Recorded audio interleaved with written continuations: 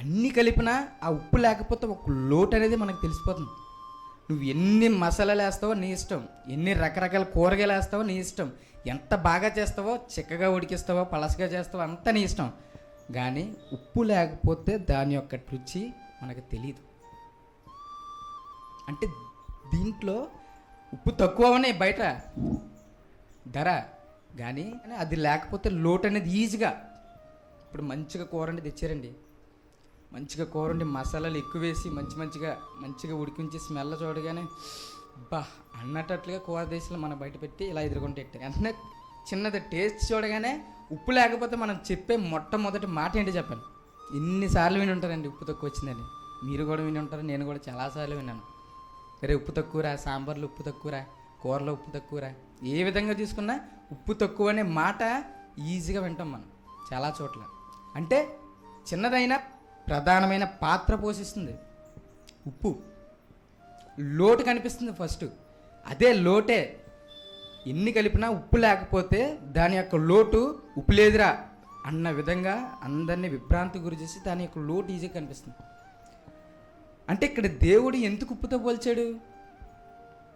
మీరు లోకానికి ఉప్పై ఉన్నారు ఎందుకు పోల్చి చెప్పాడంటే రుచిగా ఉండమని కాదు, అది సెకండరీ.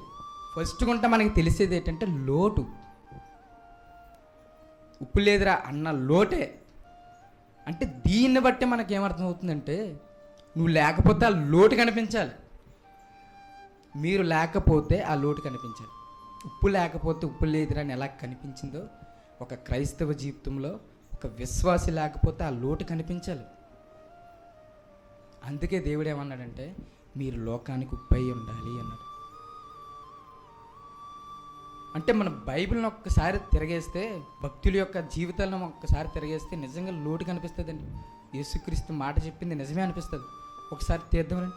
మోషే పెద్దవాడైనప్పుడు విశ్వాసమును బట్టి ఐగుప్తి ధనము కంటే క్రీస్తు విషయమైన నింద గొప్ప భాగ్యమని ఎంచుకొని అల్పకాలము పాపభోగము అనుభవించుట కంటే దేవుని ప్రజలతో శ్రమ అనుభవించుట మేలని యోచించి విశ్వాసమును బట్టి ఐగుప్తు ధనము కంటే క్రీస్తు విషయమైన నింద గొప్ప భాగ్యం అని ఎంచుకున్నాడంట. ఫస్ట్ గుంట వెతికింది ఏంటంటే క్రీస్తు విషయంలో శ్రమ గొప్ప భాగ్యం అని ఎంచుకున్నాడంట. అంటే క్రీస్తు విషయంలో శ్రమ అని ఎంచుకునే వారిలో ఈ రోజుల్లో ఎవ్వరు ఉండరండి. చూడండి, కావాలంటే ఎవ్వరు ఉండరు. చిన్న మాట అంటే తర్వాత ఇంకా సన్నిధికి రారు. ఈ రోజుల్లో అంతా లోకమంతా సంపాదన కట్టుకుందామని ఉంది, సంపాదించుకుందామని ఉంది, రాయల్ లైఫ్ జీవించాలని ఉంది, మంచిగా సంపాదించాలి, మంచిగా కుటుంబాన్ని పోషించుకోవాలి, ఎంజాయ్ చేయాలి లైఫ్ అని లోకమంతా ఈరోజు ఉంది. మనలో కూడా ఉంటారు, తప్పకుండా మనలో ఉంటారు. సో మోసే గారు ఏమంటున్నారంటే ఆ వైపు వేరు, అది నాకు సంబంధించింది కాదు, నేనంతా క్రీస్తు కోసం అని చెప్పి క్రీస్తులో ఏ పని ఉందో, దేవుని చర్చిలో ఏ పని ఉందో ఆ పని అంతా చేసి ఒకవేళ ఏ పొరపాటును తిట్టినా కొట్టినా ఏం పట్టించుకునేవాడు కాదు. అయినా మేలు కోసం అనుకుని మనసులో అనుకునేవాడు. క్రీస్తు విషయమైన నింద గొప్ప భాగ్యమని ఎంచుకొని, క్రీస్తు విషయమై నింద గొప్ప భాగ్యం ఎంచుకున్నాడంట. ఇప్పుడు ఎవరినన్నా బయట వాళ్ళని తీసుకొచ్చి అడగండి, పక్కన ఎంత డబ్బు చూపించి ఇంకో వైపున క్రీస్తులోకి వెళ్తే నీకు ఈ విధంగా నిందలు ఉంటారా, తిట్లు ఉంటారా, నీకు ఈ విధంగా బాధలు ఉంటారా అని చెప్తే ఎంచుకునేది దేంటిని? మనం కూడా ఎంచుకునేది ధనాన్నే ఎంచుకుంటాం. నేను భయం లేకుండా నిజంగా చెప్పాలంటే మనం వచ్చేదే ఆశీర్వదింపబడాలని చర్చికి, అంతే కదా. నా కొడుకులు బాగుండాలని, మంచిగా సంపాదించాలని, మంచిగా లైఫ్ మంచిగా ఉండాలని వస్తారు సన్నిధికి. ఎవరన్నా దేవుని కోసం నేను శ్రమలు అనుభవించాలని ఎవరన్నా వస్తారా?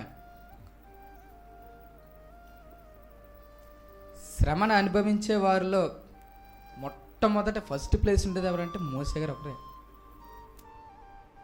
ఆయన ఈ రోజుల్లో ఉన్నా, ఒకసారి జాగ్రత్తగా ఉండండి, ఈ రోజుల్లో ఉన్నా ఆయన చెప్పేది ఒకటే, నాకు దేవుని విషయంలో ఎన్ని బాధలు వస్తే అంత మంచిది అంటాడు. సాక్ష్యం చెప్తాడు నిజంగాను. ఒకవేళ ఆయనకి మైక్ ఇచ్చి మోసే గారు మీ సాక్ష్యం ఏంటి చెప్పండి అంటే చెప్పేదే అదే ఫస్ట్ మాట ఏంటంటే, నాకు శ్రమ కలిగే కొద్దీ దేవునిలో ఆశీర్వాదం పెరుగుతుంది అంటాడు. అదే మన వాళ్ళకి ఇవ్వండి మైక్, నాకు మంచి జాబ్ వచ్చింది, లేదా మా కొడుకుకి మొన్న పెళ్ళయింది, ఈ విధంగా ఉంటాయి మన సాక్ష్యాలు. తప్పని చెప్పట్లేదు, కానీ మోసే గారిని కంపేర్ చేసి చెప్తున్నాను. మోసే గారికి ఒకసారి మైక్ ఇచ్చామనుకోండి, ఆయన చెప్పే సాక్ష్యం అదే. ఎందుకంటే ఈజిప్ట్లో ఉన్న ధనాన్ని పక్కన పెట్టాడంట. ఈజిప్ట్ అంటే తెలుసు కదా, ఆ రోజుల్లో మంచి పాపులేషన్ ఉన్న కంట్రీ, అలాగే మంచి ధనవంతమైన కంట్రీ ఒకటి ఉందంటే అది ఈజిప్ట్, ఐగుప్తు. ఆ ప్లేస్లో అక్కడ రాజుగా చేస్తా అన్నారు మోసేని. తెలుసా మీకు ఆ విషయం? రాజుగా చేస్తానన్నారు. ఇప్పుడు రాజుగా మోసే గారిని చేస్తే ఎంత ధనం ఉంటుంది? బోల్డ్ ధనం ఉంటుంది. బంగారు బిస్కెట్లు తినచ్చు, నోట్ వేసుకొని కాలు కాలేసుకుని ఎలా తినచ్చు. అంత రాయల్టీ అండి మోసే గారిది. ఆ ధనాన్ని అంతా పక్కన పెట్టి క్రీస్తు విషయమే నింద అనుభవించడానికి వచ్చినట్టు. మన చర్చిలో మన సన్నిధిలో ఎవరున్నారు చెప్పండి?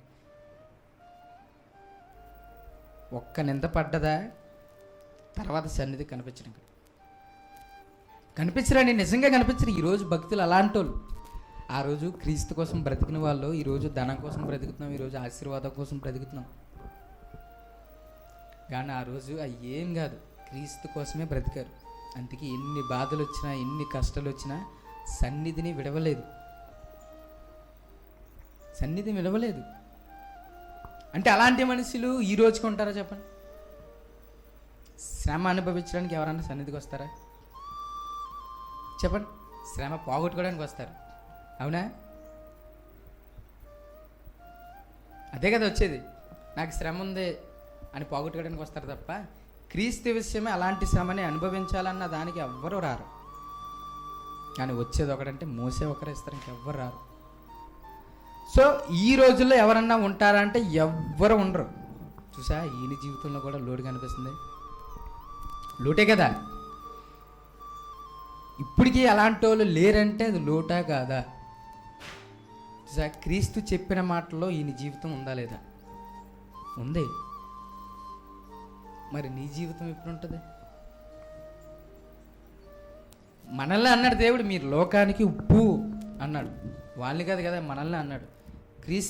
క్రీస్తు యొద్దకు ఎవరైతే వచ్చారో వాళ్ళని అన్నాడు. మీరు క్రీస్తు యొద్దకు వచ్చారు కాబట్టి మిమ్మల్ని అన్నాడు, నన్నే అన్నాడు, మనందరినీ అన్నాడు.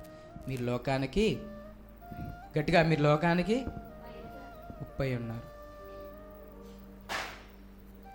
మనం ఉప్పులా ఉన్నాం కానీ కారంలా ఉంటాం, మండిస్తాం కదా. దేవుడికి ఎప్పుడు మండించడమే పాపాలు చేసి. ఆయనకి విరోధంగా ఉండి ఏదోలాగా ఆయనకి రేపడమే మంట. ఉప్పులా ఉండమన్నప్పుడు మనం ఉప్పులా ఉండడానికే ట్రై చేయాలండి. ఏదో లోటు ఉండాలండి. మనం సన్నిధిలో ఉంటే కన్ఫామ్గా, మనం లేకపోతే ఏదో లోటు ఉండాలి.